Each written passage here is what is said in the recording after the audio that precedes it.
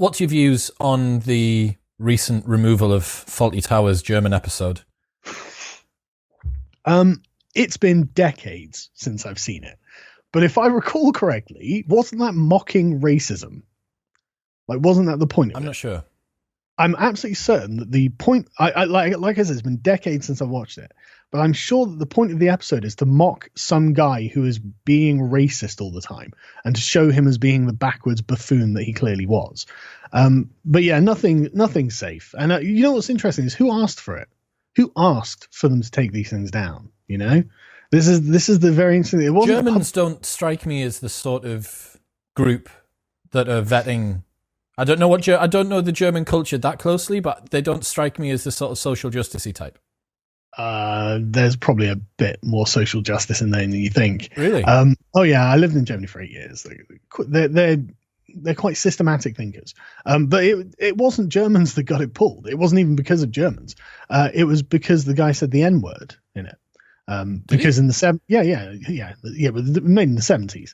So I don't remember that happening. I'm sure he did. Tell us in the comments below.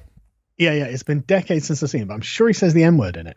But that's part of the ridiculousness of the character. You know, that's part of what you're meant to be laughing at. But yeah, it wasn't Germans that got it pulled down, but it was people who were aware that the mob on Twitter has certain trigger points, and one of those is the N-word. The other one is blackface. You know, so a bunch of things were taken down that had people doing blackface. And again, the joke is not at the expense of black people. It's the expense of the character doing the blackface. But it doesn't matter. The context is all gone now. None of that matters. Bo Selector was shite when it came out. Yes. Like, that should have been taken down for just being shit.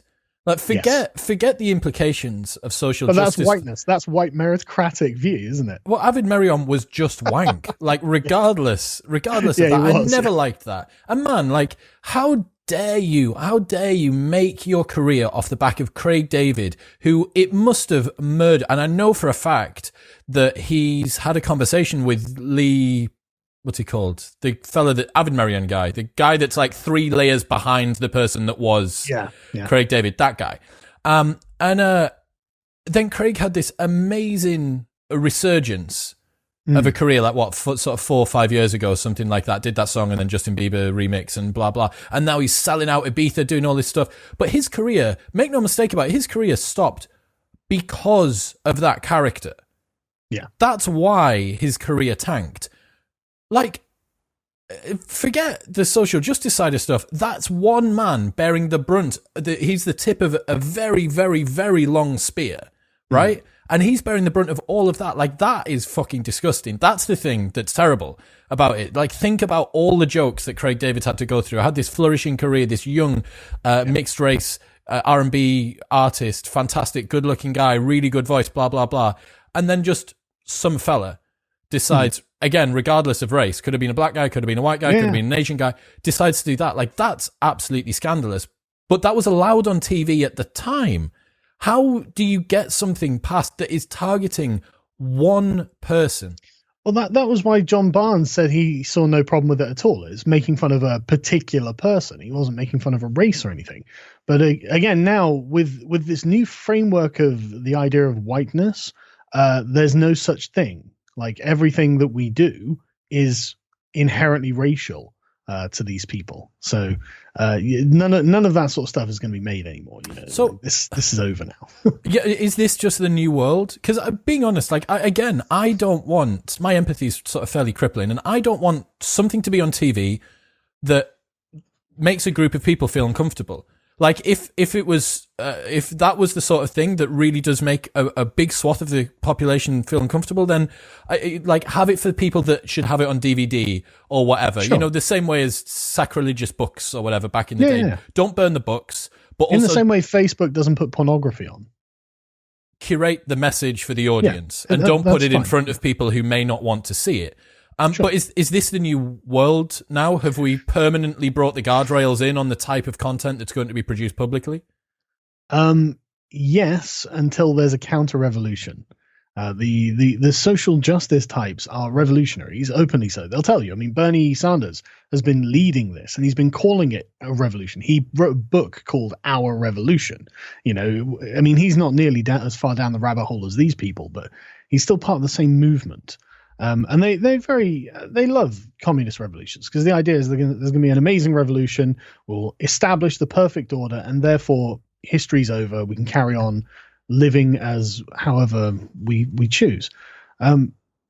Essentially there's gonna and it looks like all of our institutions have fallen to this. It looks like every company, because there's no solid defense against it, because essentially you would have to make a defense outside of the logic of the thing, and nobody seems to be prepared to do this. Like every conservative should be standing saying, look, I'm not making a commentary on Black Lives Matter, in as much as I am objecting to the moral framework that Black Lives Matter is built on.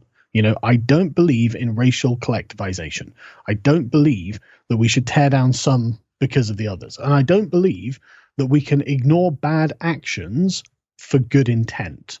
You know, the actions matter. We're like, I say we, but generally, like, I guess what we'll just call the right wing is very procedural. You know, how you get to where you are, the means are what justify the ends, and they really are on the other side. The ends justify the means.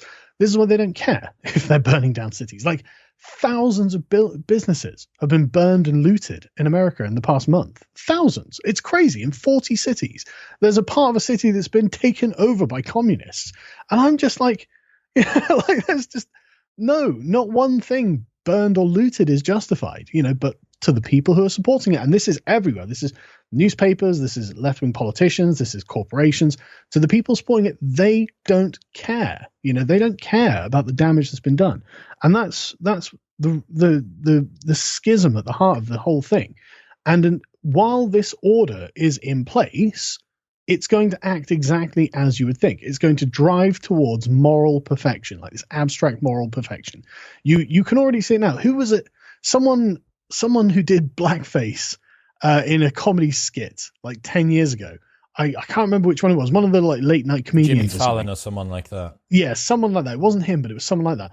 They were saying that they were taking like a year off or something. It's like, oh, really? Why is that? Happens to be at the time when the blackface video resurfaces. Exactly. So I mean, exactly. I don't really. But the thing is, this order is going to continue, and it's going to continue establishing itself until essentially it becomes untenable. But this group of people on the other side who think, well, actually, we think that a plurality of views and behavior matters.